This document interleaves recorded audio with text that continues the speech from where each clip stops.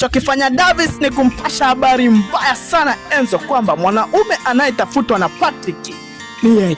Lakini Billy naye hakumlazia damu Regina na kumuuliza au kufanya kikao kwa sababu ya Thomas, huku Vivian naye anamtoa wasiwasi Enzo na kumwambia, una matukio gani ya kutisha mpaka unakuwa na wasiwasi hivi ukija ofisini? Sasa pale tulipoishia katika episode iliyopita ndipo tunapoanzia leo. Tunazetu ofisini. Vivian huyu hapa bana. Enzo amekuja hapa reception, ana wasiwasi sana. Vivian anamuuliza, sasa mbona unakuwa muoga?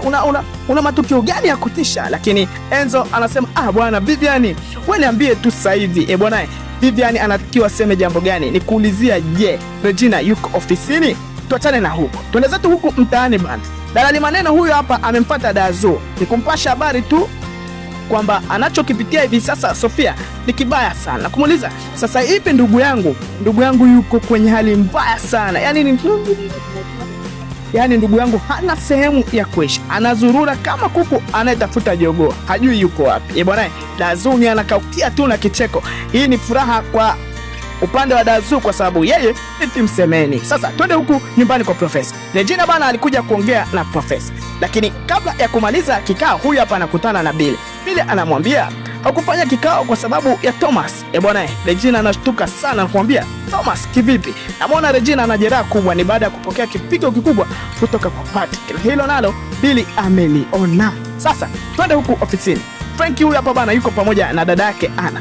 Frank anamuulizia mwanasheria wa Profesa, anataka kujua kila kitu. Sasa Anna anamuuliza na kumwambia, na sasa wewe mwanasheria wa Profesa anakuhusu nini wewe? Bwana Frank anasema lazima tujue mali zake zote za baba na malengo yake ni nini. Bwana Anna anashangaa kinoma.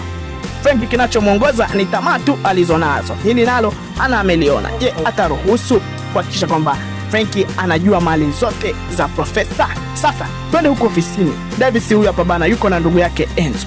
Davis anaonekana kuwa na hasira sana, lakini Enzo amepoa, hana furaha kabisa kwa sababu bado mahusiano yake hajakaa kwenye mstari. Patrick huyu hapa. Davis anamwambia, hivi unajua Enzo, Patrick mtu anayemtafuta ni wewe.